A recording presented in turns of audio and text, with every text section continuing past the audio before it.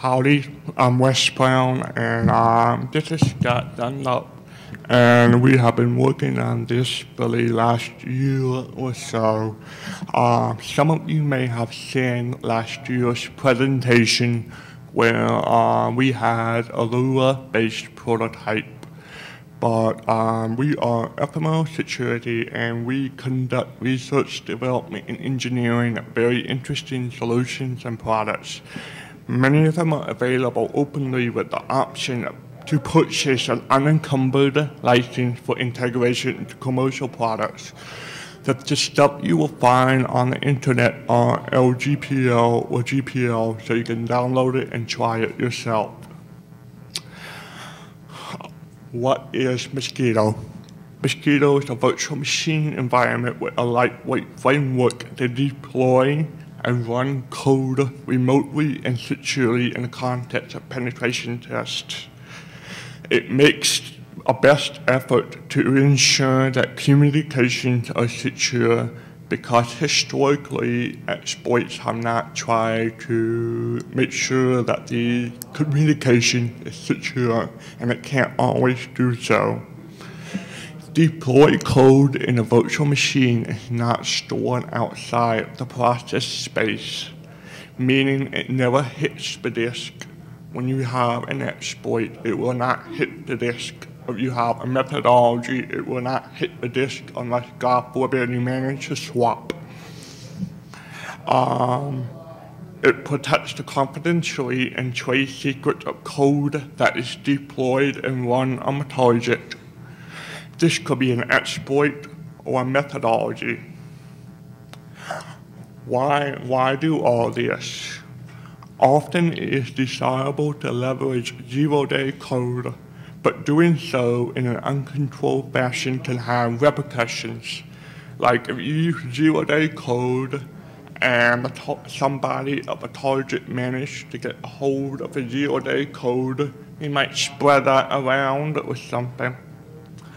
Many practices have trade secrets and methodologies distilled in the form of audit or exploit code that they would keep out of the hands.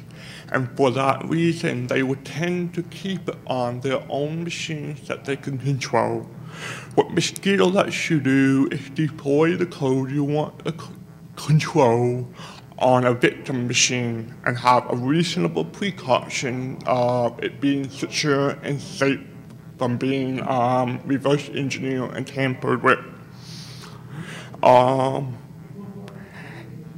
As I have said before, Mosquito uses a very strong cryptography to ensure that communication between the target and the console is secure.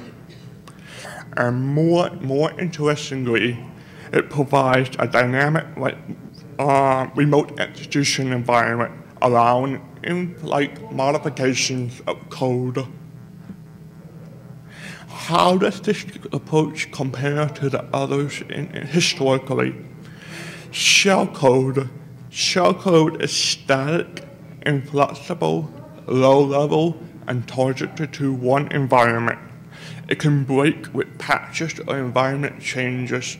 Many exploits I have seen break between Windows Service Pack levels, and so you would have to refactor your exploit targeted towards that new Service Pack level. We also have syscall proxies. They are more flexible than shellcode and higher level. However, the driving logic is on the attacker side. The target doesn't have any of the driving logic because the console is pushing syscalls to the target. What happens when the network is unreliable, it breaks, and that happens a lot. And syscalls are great if you just want to get a shell, but syscalls are very clumsy if you want to actually implement a program to run on the client. We also have DLL injection. We can implement higher level features easily. Logic can be placed at the target side and run, but it is still static and is Windows only. When you write DLL injection code, it will run only on Windows. And taking the next step up, we have exploit compilers that are often compilers written in scripting languages targeted to an assembler of a target platform, allowing some level of abstraction at programming time, but they are still static at compile time. They don't. Once you compile them, once you got them on the victim, you can't easily change them. So we come to lightweight application virtual machines. It can be very small. Most of them is 128K binary size in Linux. That's the whole virtual machine with all the libraries you need to run it. It can be even smaller with executable compression tricks. I would say we could get 64 to 80K with executable compression tricks.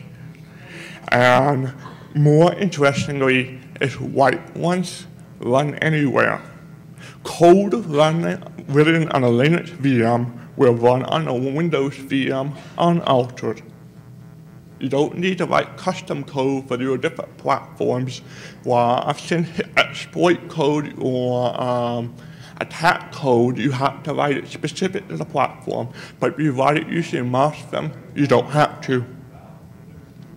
And with Marsden, we can use languages designed for the task. We created our own language called Mosquito Lisp. And because we had the flexibility of creating our own language, we can have a language that's custom designed for this sort of problem. It provides a very nice orthogonal development environment. Dynamic. Code can be altered and updated even on a remote VM. If you get a remote VM on a target, you can continue altering code there dynamically. So if you have an exploit that doesn't quite work on your target, you can modify it on the fly on the target and maybe get root level escalation or attack another machine on the network. There are several major components to Mosquito. We got the core virtual machine, Marsden, the small core, which is 128K. We got the language, Mosquito Lisp environment and libraries. We got the console, which provides the user with an interface to manage and deploy drones. And we have a drone, which provides a remote process that contacts its match console and executes bytecode and statements on its behalf. The virtual machine is production ready and stable. We are in beta 3, meaning we think we're ready for production, but we don't like to say it because we haven't had hundreds of people hammer it, and I'm sure you will find bugs which we will gladly fix. It's easily extensible. We were able to implement regex in a few hours. We just pulled in the BSD regex library and we implemented regex in a few hours. It's pure ANSI. It will run on anything, pretty much. For our development environment, we used OpenBSD, Mac OS X, Linux, and Windows. Some other people ported it to the MIPS, ARMS, and Niles too. You can run it on your wireless router. The 128K I mentioned is the virtual machine stub. It's the actual binary executable targeted towards the platform. And we can attach bytecode to the stubs. Programs and applications can be compiled and attached to stubs. So if you have stubs for 4 different platforms, you can, in one pass, build an executable for every platform you have. And it allows standalone executables with no external dependencies. If you got an XML library, you got an HTTP library, you got a regex library, you can have it all in one executable without having to install anything else on your target system. Dependencies are automatically resolved. When you use the import statement, Mosquito will automatically figure out what modules you need, compile it to bytecode, and attach it to the virtual machine.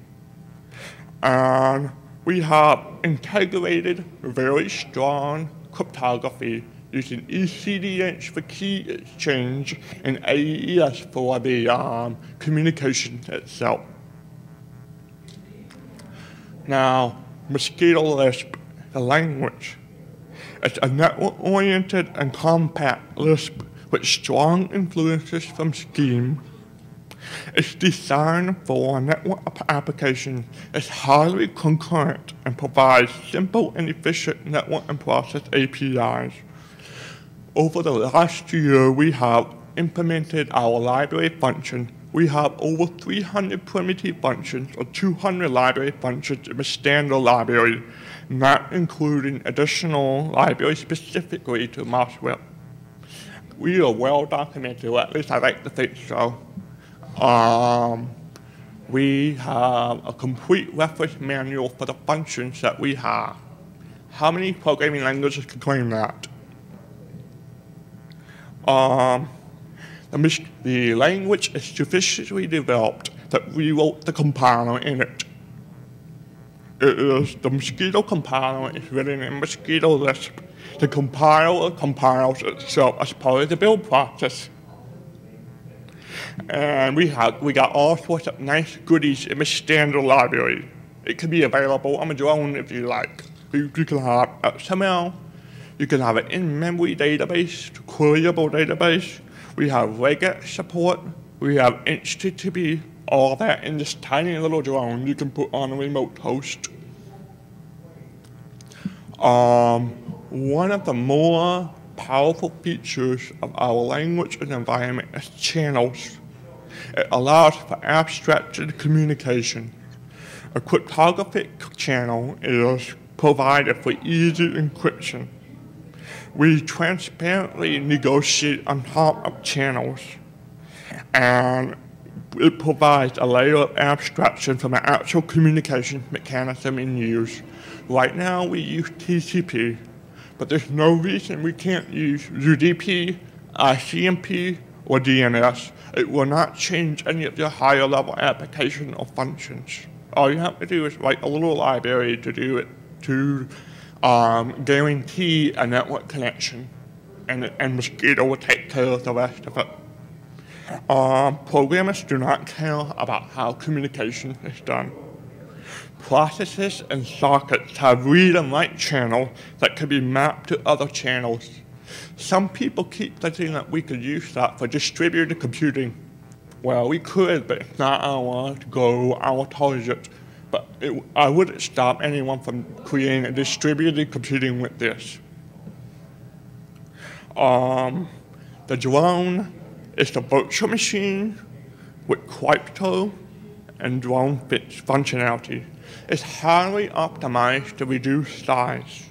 It does not include the Mosquito Lisp bytecode compiler. It cannot compile things by itself. It stores and executes bytecode programs sent by the console. It can pull additional libraries from consoles over channels rather than embed in drone stub, including the compiler. If you have a drone, you inject the drone, you can start pulling libraries over the link to meet your circumstances. So you would put the minimum function needed to establish a connection to the console in the drone. And once the drone is in, you can pull in all the libraries you want over the network.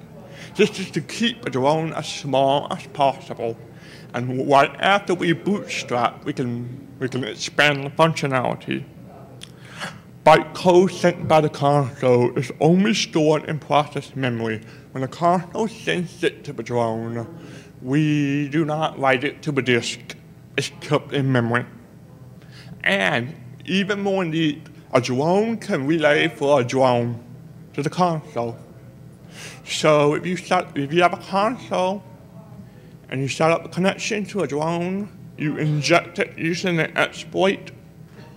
Then you can upload the exploit program to the drone and then inject it into another drone, and the drone will talk to the console through the drone in between. It's useful for attacking intranet and DMZ networks from an external network. You can puddle hop very easily with Mosquito. We have the console, which is a virtual machine plus crypto plus console functionality. It provides a local process to control deployed drones. It provides the full Mosquito Lisp environment. It includes the compilers to compile Mosquito Lisp and statements and programs for the drone on the fly. We have an interface to interact with drones. And we can create drones on the fly using the stub. So that if you begin a penetration test and you have no idea what your target is, you find a Windows machine, you can create a drone for the Windows machine right there with all your libraries. What can you use Mosquito for? You can refactor exploits into Mosquito Lisp for secure deployment on a target. Network and host recon code management and results over a secure channel. If you have a remote port scanner, we can make sure that the data you send back to the console is not eavesdropped. It makes it safe for the client, actually. It simplifies deployment of auditing tools to hosts. All dependencies are included with the drone and managed by the console. You don't need to implement a ton of dependencies for Nmap work-alike. You just drop a drone and you got it running on anything.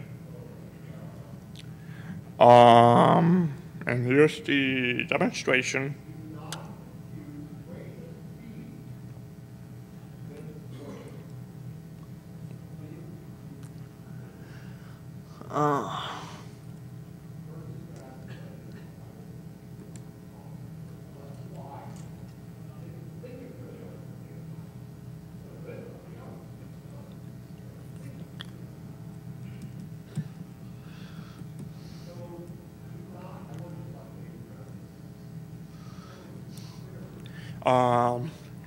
This is Mosquito Lisp console prompt. You can do things like add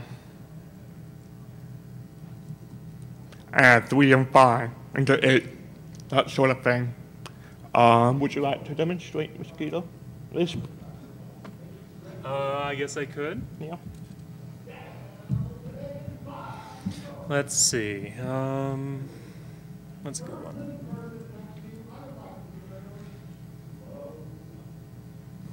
You know, you didn't tell me anything about me doing a demonstration. Import HTTP server. Yeah. Actually, that's not a bad idea. Yeah.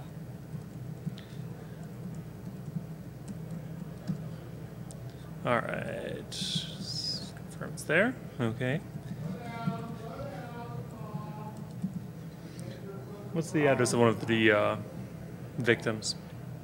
192. Oh. See, you don't even remember. Okay. 1 minute.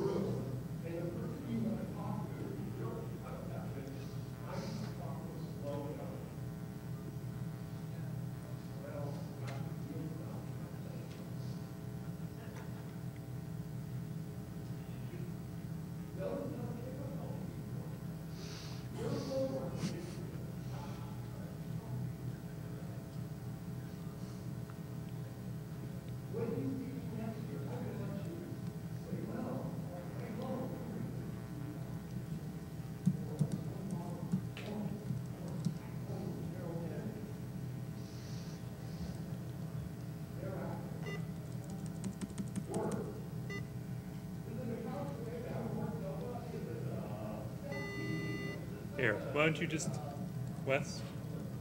Why don't you let me just have a Sure. virtual machine and I'll put a web server there. Yeah.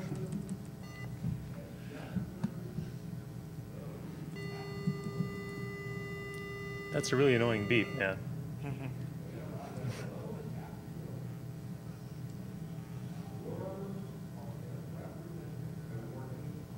Why are you so loaded?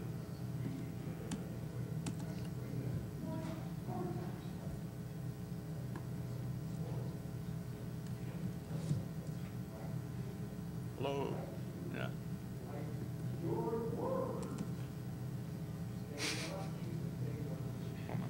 I'm glad we're not demoing VMware today.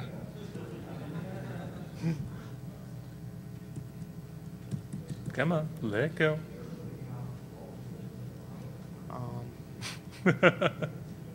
Yeah.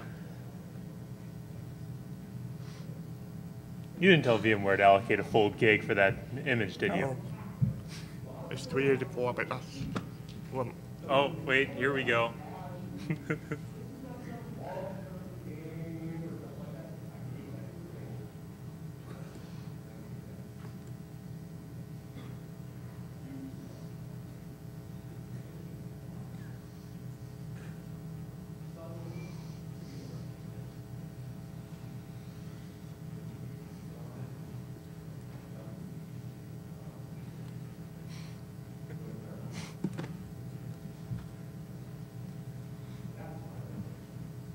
Well, I'm glad we've got the calendar. If you were a little closer, you could hear this thing paging like crazy.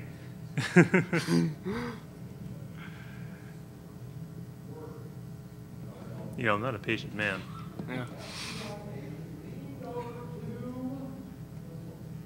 I'm kicking myself right now. They're asking, do you want to put the other laptop in the switch box?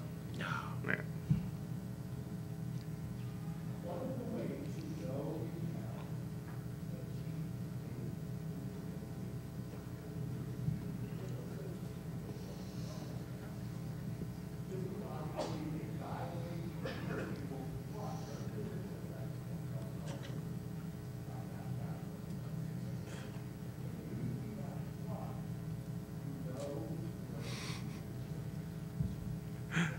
You started it loading another virtual machine, you Yeah. know. And now Windows 2000's massively efficient boot up process is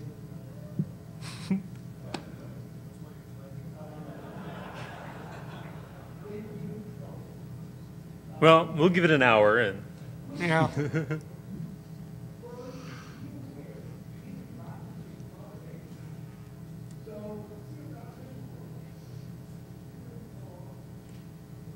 maybe you should shut down your BitTorrent clients.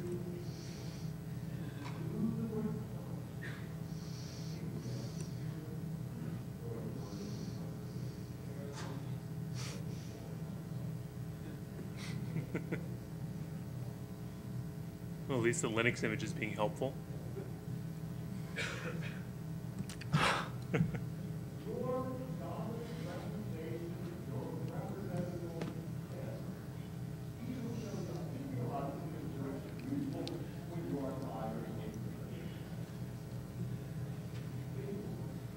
Whoa.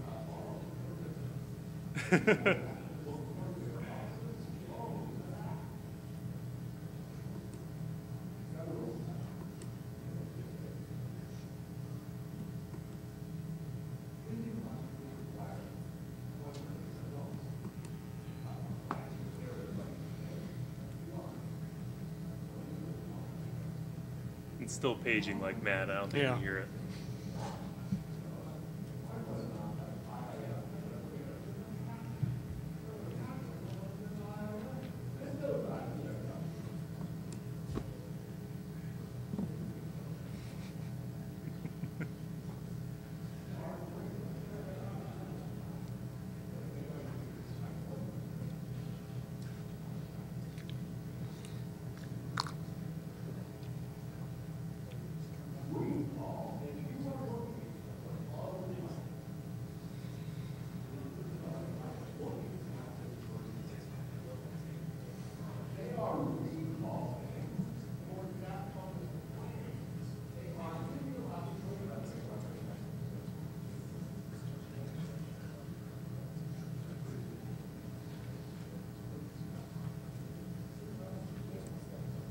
Yeah. Have you a flashy cursor? That's enough.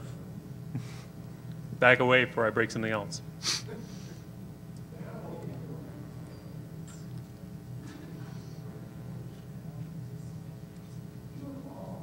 Bam. All right, as we were. I tend to use make REPL because I really like RL wrap, and I can never remember the exact symbols file. Let's see, TCP server. What we're going to do is create a little TCP server real quick. Nothing fancy.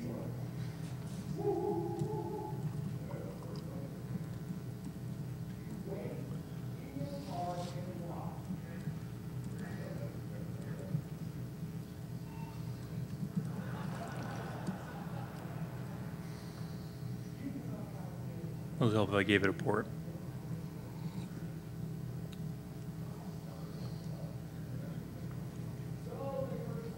Before anybody gets any clever ideas, no, my wireless is not on.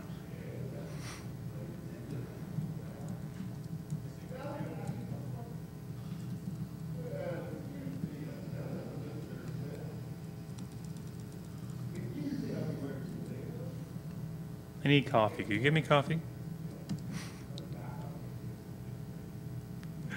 All right. As you can see, we spawned TCP server. Lambda is a funny way of just saying an anonymous function for those of you not familiar with Lisp. So we spawned it. It kicked a process off in the background to listen to port 9911 for TCP connections. We did define C. All we did was we told it define C, bind it to a new TCP connection to localhost port 9911.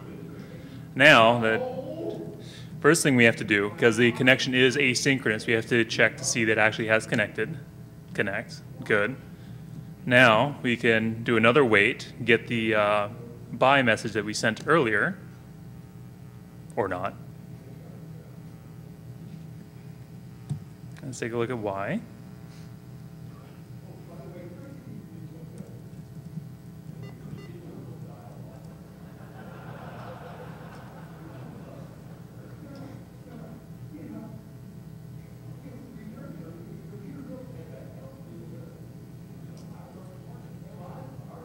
Nope, that should be okay. Let's see. Huh? Oh, actually, that is correct. The single quote there actually is Lisp for do not evaluate. If I just sent close here, I'd be sending the close function or whatever is bound to close. It's a little weird. It's how Lisp likes to escape things. Maybe you can turn on your wireless. Oh, somebody else wants to try it. All right, let's try that again. Just as a little bit of insurance. Timeout C. What's reasonable? 10,000.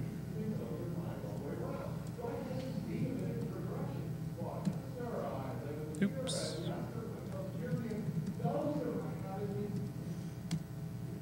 That gives us a timeout.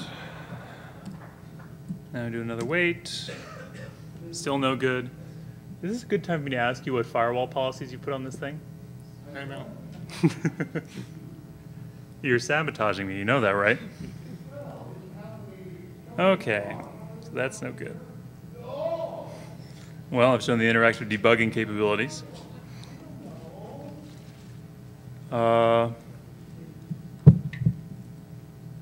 Did any of the other virtual machines manage to make it up? There was a virtual machine that crashed. But, Is the actually, victim that alive? does have a, Well, oops. yes. One more. Open that. I know. Yeah.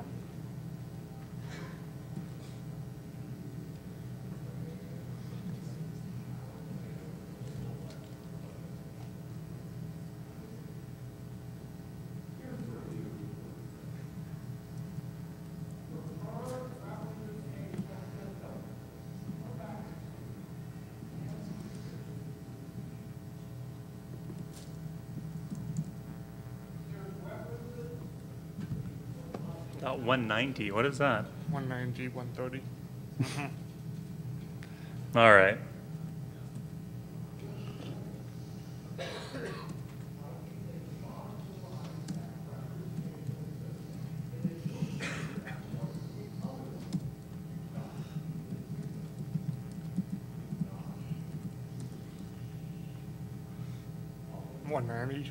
Got 130. Until let's get the eidetic memory around here.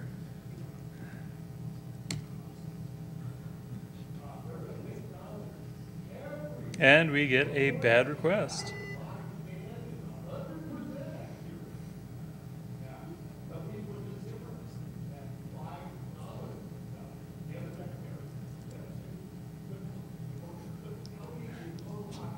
The website crashed. A testament to IIS's reliability here.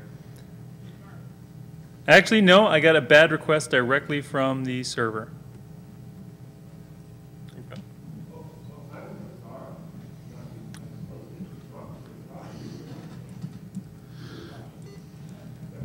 Now you get to guess how it fouled up all your virtual machines for your test. Okay, we're back at the MOSFET console, and these are all the commands that we have in the MOSFET console right now.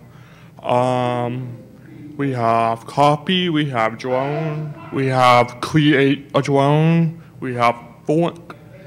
For example, do +3, 5, and that gets you 8. And I will evaluate a Lisp expression. We have,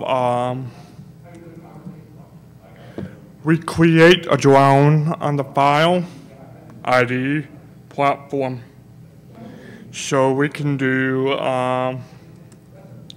drone, Linux drone, ID, Ubuntu, drone, and then Linux x86. And I will specify the platform. We can do Darwin, or we can do Windows, or we can do Linux. So, but right now we're doing Linux.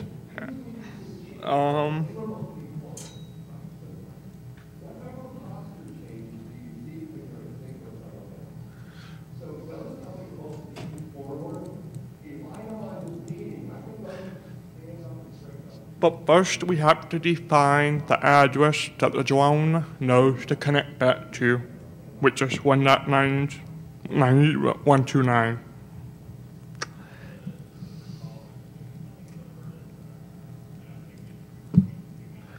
Now let's create the drone. Now, the console is listening for the drone on port 26070, so all we need to do is get the drone running. So let's start another terminal. And then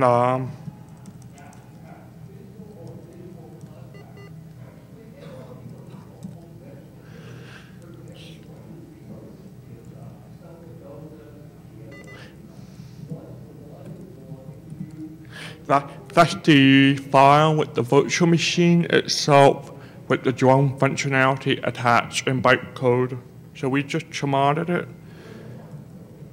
So let's run it. And now the drone has a cryptographic connection to the console. Oh, sure, it behaves for you.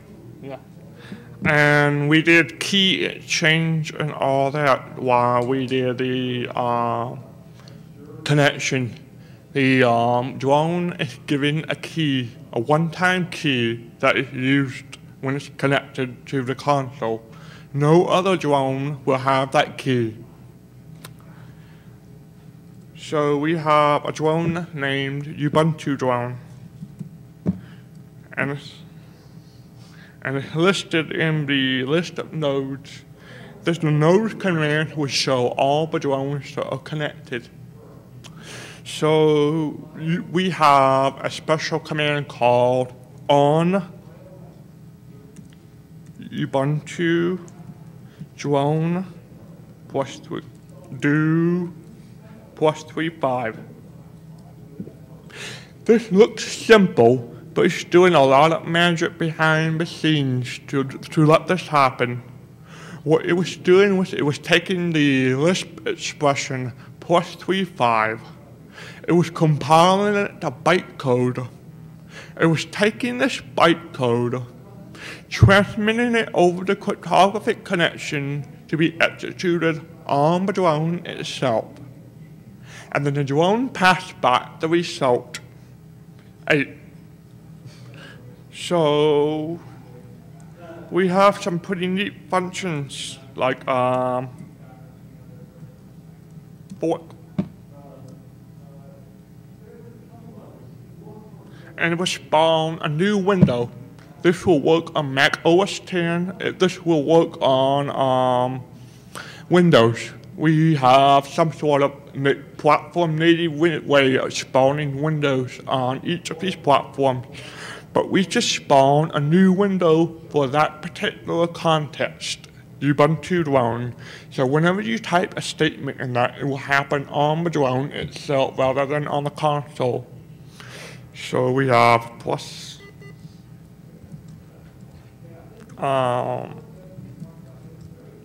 do plus 35. Alright. Now we can create a new drone.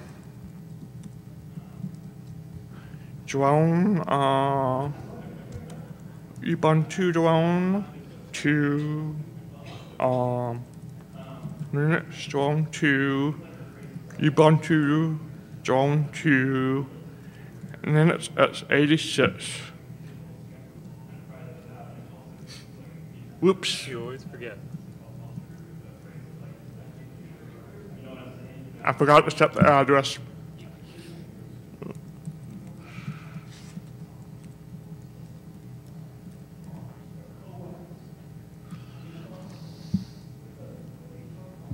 Okay, and now the drone is listening on that port, not the console. The drone is listening on that port. So let's make a new terminal window.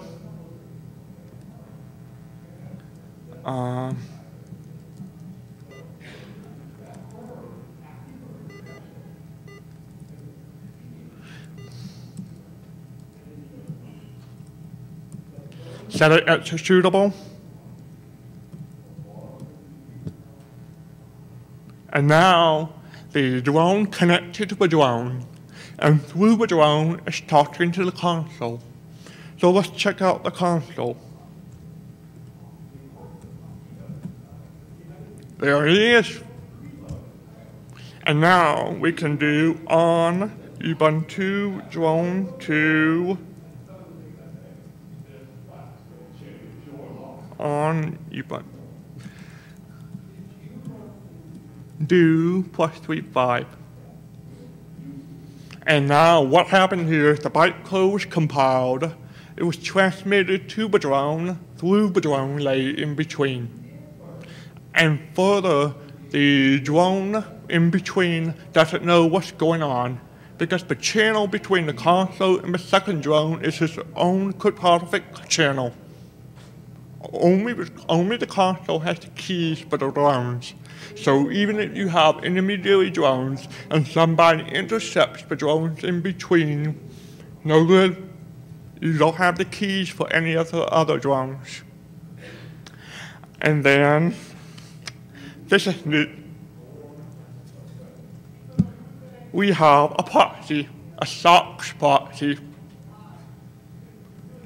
on Ubuntu drone 2 proxy. And now we have a SOX proxy running. So let's fire up Firefox.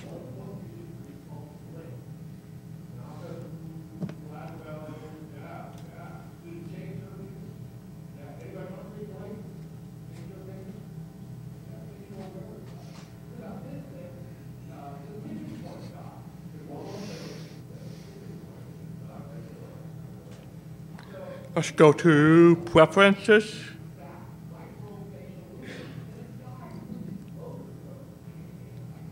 And then we can connect manual proxy connection, localhost, and we got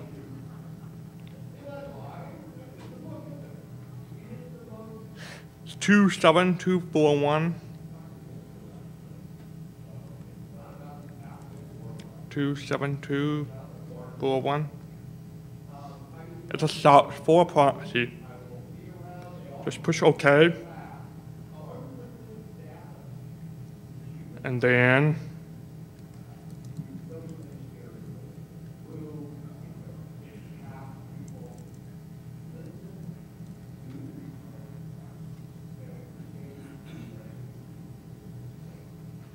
it's a little slow, but this proxy was happening through two drones. So the proxy was originating from Ubuntu drone 2. So we can have a chain of drones and you can proxy all the way through.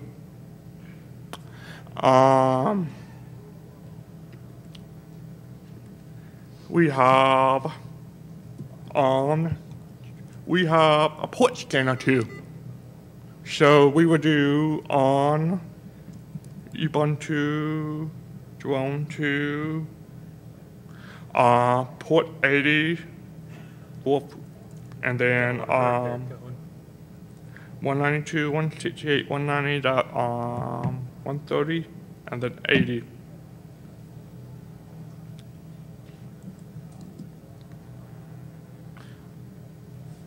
And then we got the port scanner. What it did was it sent a little program to the drone with an import statement to the drone's port scan library. And because our import is network transparent, it pulled the bytecode for the port scanner across the network to the drone. Before, the drone didn't have a port scanner, but now it does. All you have to do is issue the client name, and we have the functionality on the drone that we did not have before. And then, I wish I could demo you some of the really neat things that we have a Win32 drone, but as you saw, the Windows VM crashed. We have Windows drones, we have Linux drones, we have Macintosh drones, and other people have compiled it for their wireless routers too. So they could put a drone on their wireless router, and it was pretty neat to see. Hold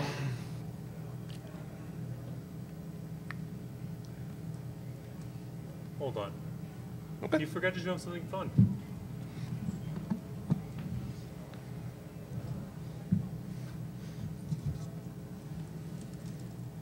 First of all, I hate having to type this over and over again. There.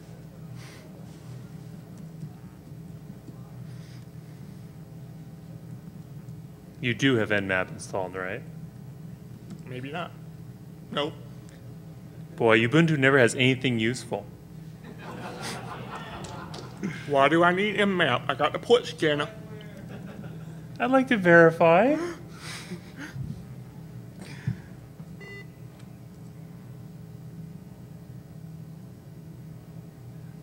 Oh, you cheap little SOBs. You didn't actually use your standard in. All right. Well, that's in the wrong place. So you just do this, I guess. Or, if wanted,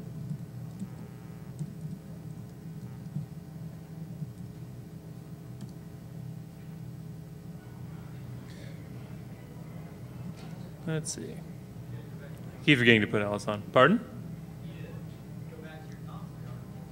I suppose I could. Let's look at index.html again. Oops. Need to get that failover code done.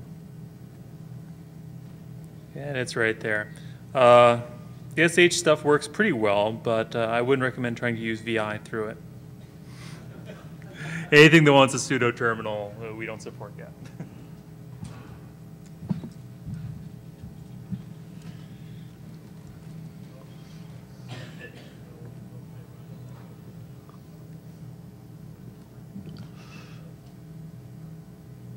And what you see is still an unfinished product. There's always features that we can add.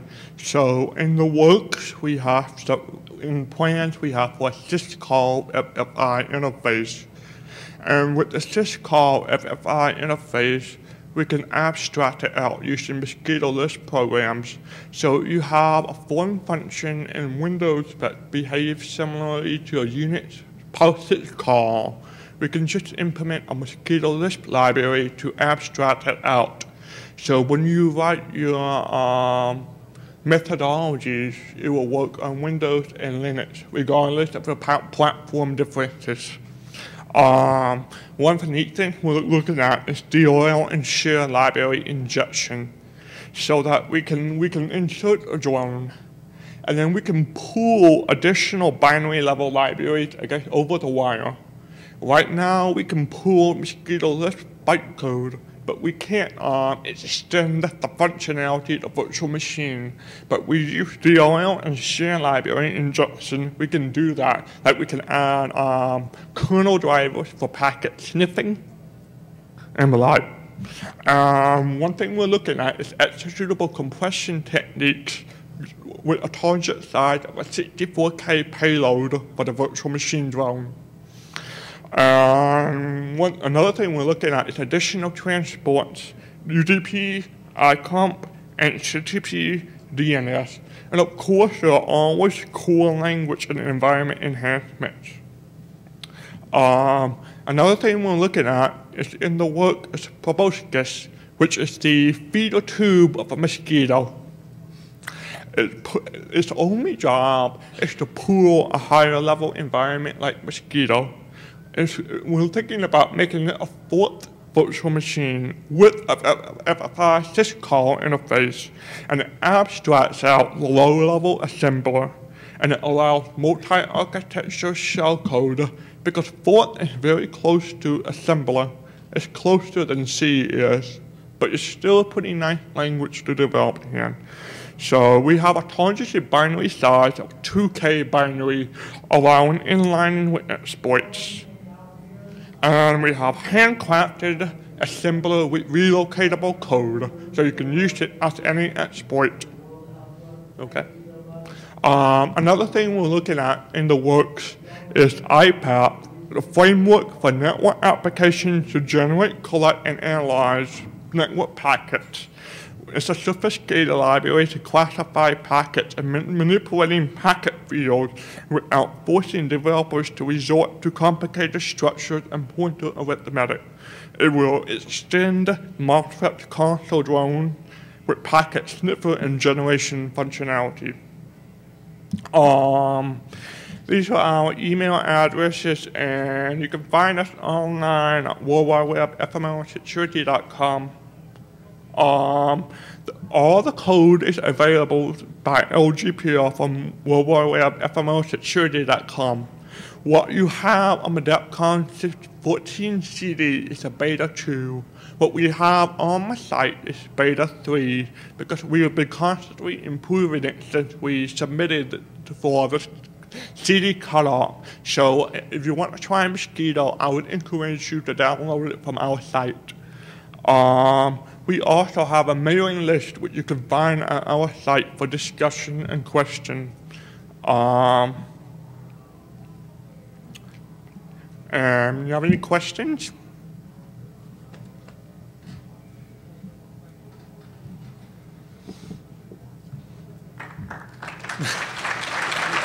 Thanks.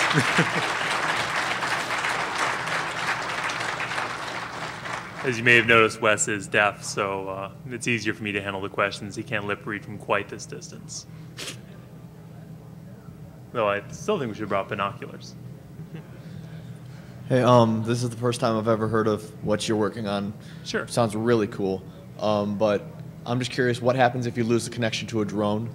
Does it automatically try to reconnect Actually, back? I can demonstrate that. It does not automatically try to reconnect. Let me see if I can safely find my way to another drone without causing another crash. Did leave the drones up, right? Yes.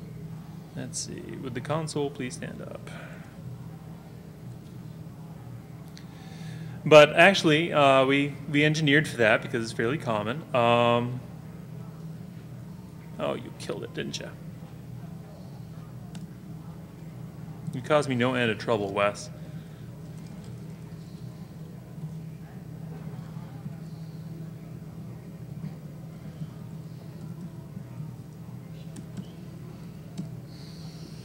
All right. Chmod 700. Okay, everything's running good, hunky-dory. Now, on 1, we will do exit, which is our brute force. I want to quit right now.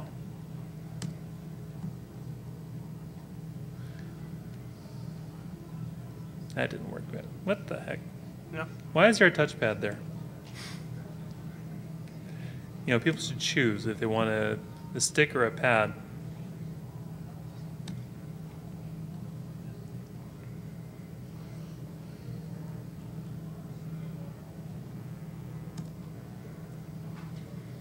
Anyway, now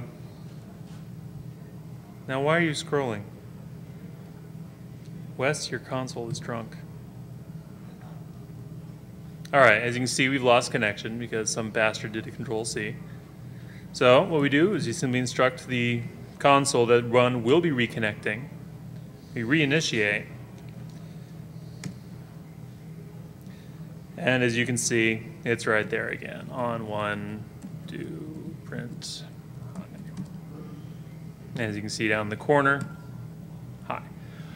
The reason it does not reaffiliate immediately, and it doesn't automatically try to reaffiliate, is that each time a drone is reused on an untrusted network, it weakens the protections afforded. Because the first drone to successfully complete the affiliation wins. They're the one that the console will consider to be the actual drone. You have to do some verification afterwards, of course, just checking IP config or whatever. So if D1 goes down, if your drone goes down, and you do a recovery, it gives a new opportunity for an attacker and a man in the middle to try to complete the affiliation first. Thank you. So recover is a manual process. It's something you should do just when you know you're about ready to re-invoke the drone. Okay, well, so if you say you have a drone on a private network and you're trying to connect, yet your console's externally accessible, and you lose a drone on the private network and you have no way of getting back to it, it's pretty much a lost drone. You can't really... it is a lost drone, but you can get out there. Drones really don't store a lot of data. Any information that they report is collected and maintained by the console using an in-memory database. So, for example, ports that you found, other things. We have an expert system that we've been working on to implement AMAP-like functionality. And you can just go ahead and do the AMAP once you've managed to redeploy and reestablish a new drone. All right, thank you. No problem. I was just sort of wondering, since you're running bytecode, and I don't know, for some reason it might get mangled at the destination, what would happen if I would try to, if the bytecode would be bad? Like, would it crash? Is it, how robust is it? Very possibly the drone will crash. The console itself does not execute any bytecode on behalf of the drone, so the console is pretty much insulated against that. The drone may crash, but first it would have to get past the integrity checks in the actual protocol. This is the CRC32 that's encrypted along with the rest of the stream. And that would be the first thing you'd notice, is that the actual connection would drop and it would say that there's been an integrity problem and that you need to reestablish the affiliation. Right, and that would mean that if the drone is in the middle of, I don't know, holding a certain resource at the destination or something, that would be possibly lead to a deadlock or something? The console should handle it correctly. We use a cooperative multitasking system so that it's very hard to actually have a race condition in the console. Basically, the commands are written in such a way that they constantly monitor for the event of a close event. It says, okay, I've lost the TCP connection. The data I have is all I have. The command is incomplete. And all this is notified to you on the console. All right, thank you very much. No problem. Anyone else?